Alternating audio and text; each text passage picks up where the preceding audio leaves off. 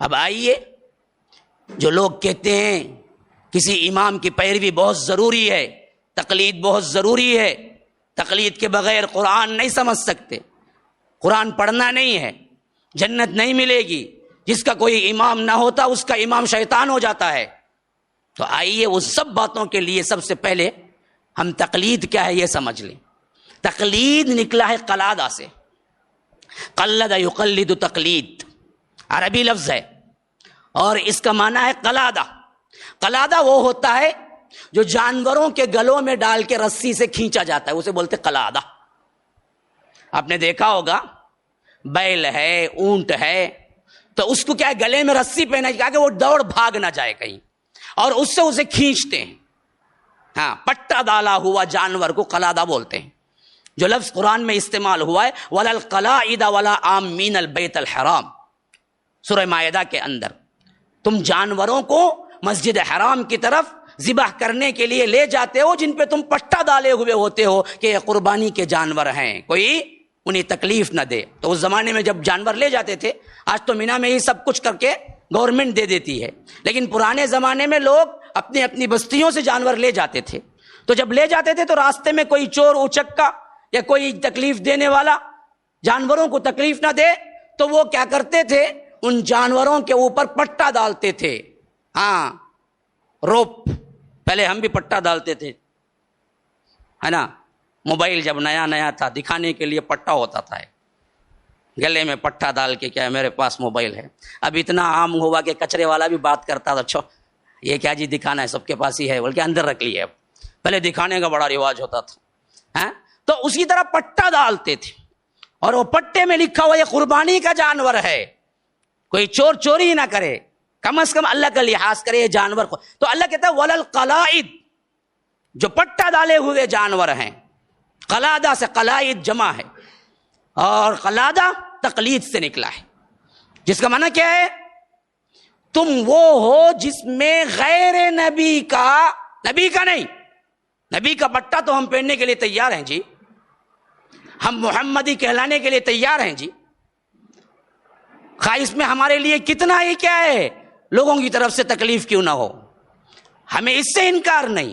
انکار تو یہ ہے کہ نبی کے امتیوں میں سے کسی ایک کا پٹا تمہارے گردن میں ڈال کے تمہارا نام اس کے ساتھ لگا دے کہ تم اسی کی پیروی کرنا، کسی اور کی نہیں۔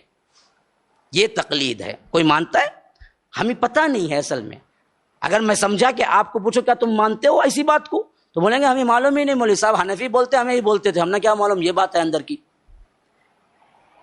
حنفیت کی تقلید کا معنی یہ ہے کہ تقلید کا معنی پٹا ڈالا ہوا جانور، جو بے وقوف ہوتا ہے وہی پٹا ڈالتا ہے۔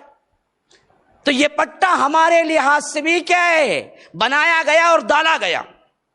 اور اس سے دلچسپ بات کیا ہے، جب انہوں نے بنایا ان کے ائمہ سے، بڑے بڑے لوگوں سے پوچھا گیا یہ تقلید کا مطلب کیا ہے، ذرا سمجھاؤ تو صحیح، اس کا معنی کیا ہے، کیوں تقلید واجب ہے، اور تقلید کا معنی کیا ہے؟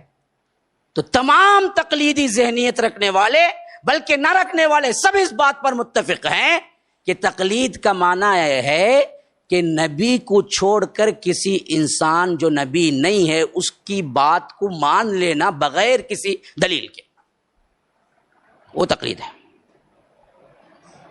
قبول القول بلا حجت بلا دلیل، سب نے لکھا ہے، شک ہے تو جاؤ جا کے پڑھ لو۔ تقلید کا معنی کیا ہے؟ تقلید کا معنی ہے اماموں کے قول کو مان لینا بغیر کسی دلیل کے، وہ تقلید ہے۔ ہمیں معلوم ہے آج تک حنفی بولنے والے کا مطلب کیا پتہ ہے؟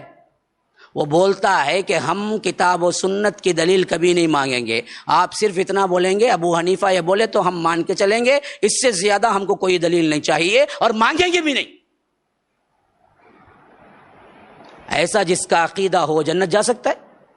ہاں، امام کو بڑھا کے نبی کے درجے میں بٹھا دیا اور صاف لکھ دیا کہ تقلید کا معنی یہ ہے بلا کوئی حجت بلا کوئی دلیل کے امام کے قول کو مان لینا، بس۔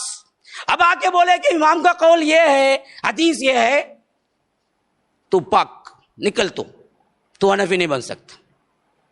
تو کیوں بولا ایسا؟ ہمارے پاس سوال نہیں ہونا، بلا حجت کے قبول کر لینا. یہی وہ بڑا فتنہ تھا جس کی وجہ سے بڑے بڑے لوگ یہ تقلید کا جھانسا دے کے بولے صاف طور پر حدیث تو ہے لیکن ہم امام ابو حنیفہ کے مقلد جو ہے نا کیا کریں، ہم حدیث کو نہیں مان سکتے. ابو ایوب انصاری کی صاف حدیث ہے، اللہ کے رسول صلی اللہ علیہ وسلم کے زمانے میں اور اصحاب رسول اللہ صلی اللہ علیہ وسلم کے زمانے میں پورے خاندان کی طرف سے ایک بکرا، ایک ذبح کرنے والا، ایک جانور قربانی کے لیے کافی ہوتا.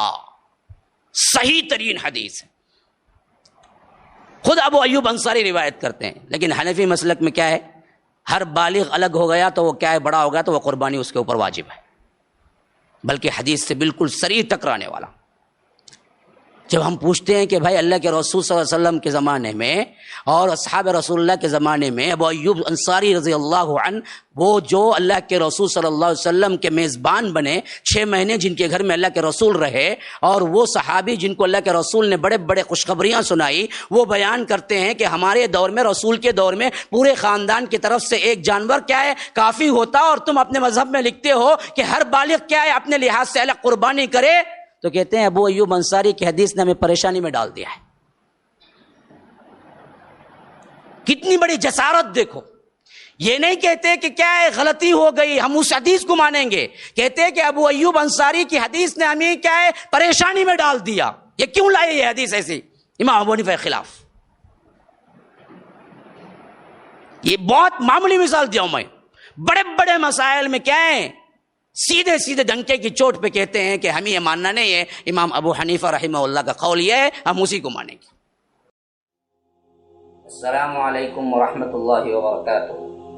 ناظرین کرام، مرکز السلام کے اس چینل کو ابھی تک جنہوں نے سبسکرائب نہیں کیا ہے برائے مہربانی سبسکرائب کریں، اور ہر دن کی اپڈیٹ کے لیے آپ بیل بٹن دبا کر ہمارے ساتھ تعاون فرمائیں. جزاکم اللہ خیرا.